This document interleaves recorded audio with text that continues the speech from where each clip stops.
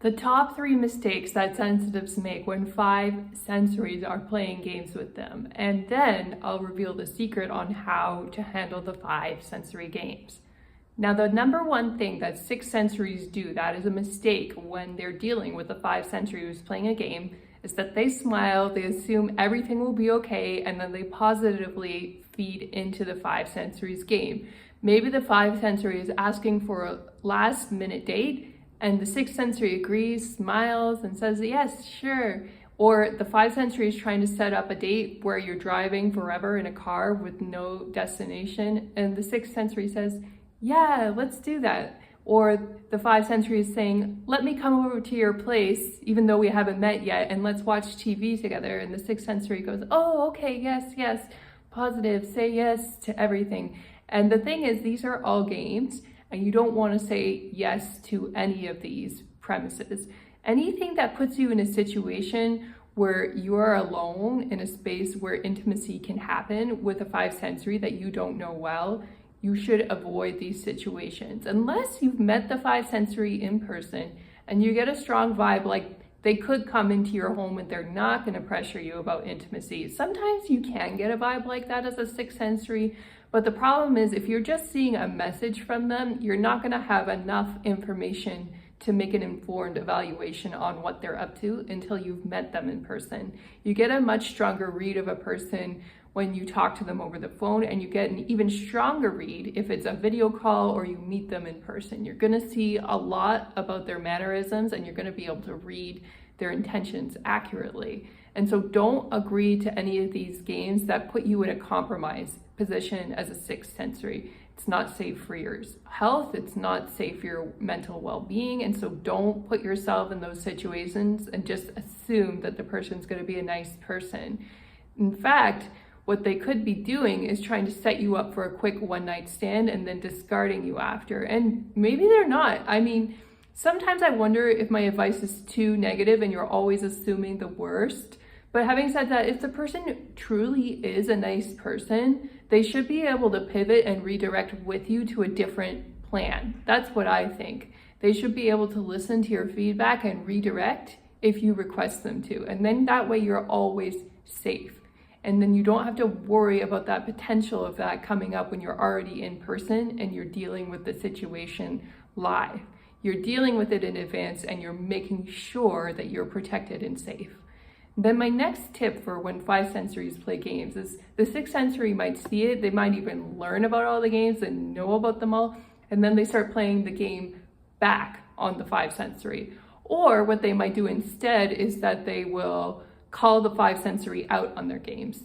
And both of those strategies are kind of similar because the 5 sensory will see their own strategy being played back to them, and they will also understand the 6th sensory calling them out on it. It's not a good idea. Why? Because the 5 sensory will just get the message, oh, that particular game didn't work, but maybe I should try a different game, and then they'll switch the game on you.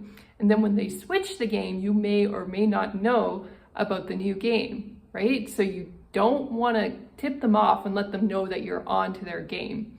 It's better to stay quiet and just ask for the thing that you really need out of the situation. If they're trying to set you up for a hookup, then just give them what you need. Say, I need a date where I'm being asked out in advance and I can schedule it properly.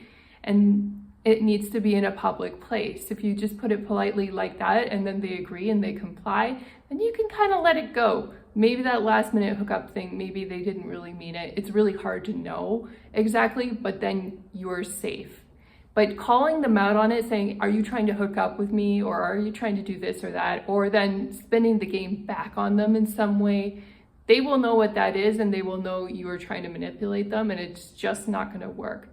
And then the third mistake that 6 sensories make in dealing with 5 sensories who are playing games is they just assume that all 5 sensories are the same and that they're horrible people and they never want to date again. And I think that's becoming a more common mindset. The only problem with this is that you'll never really meet anyone. You have to kind of develop a thick skin to these games.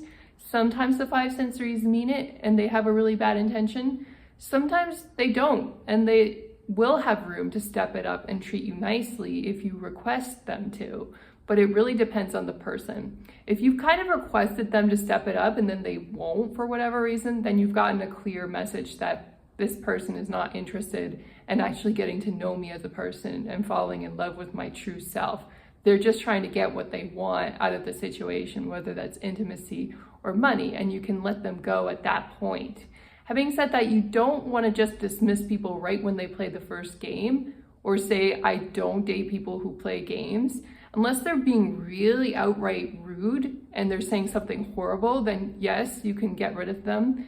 But if it's more subtle, like they're trying to get you into a situation you don't like, just assuming that they're a bad person right off the bat may be a mistake.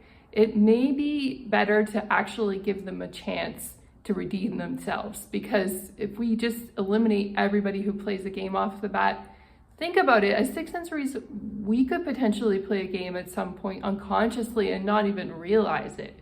So we want to be careful about our judgment of others and give them a shot at improving their behavior. If you are further along in the relationship and the bad behavior doesn't change, and you've provided opportunities for people to change and you haven't confronted them on their games, then that means they're not going to change ever, and it's time to let them go.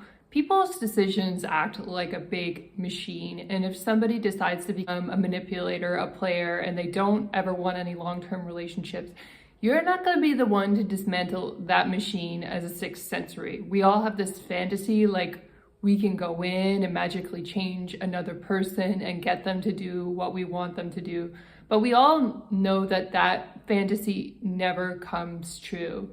What we need to do instead of indulging those fantasies and trying to change people is try to put that fantasy on ourselves and become the ultimate fantasy self, rather than try to change another person to become our fantasy. If we put that focus on ourselves, then we're more likely to become the person the five sensory will fall in love with and will want to up level for.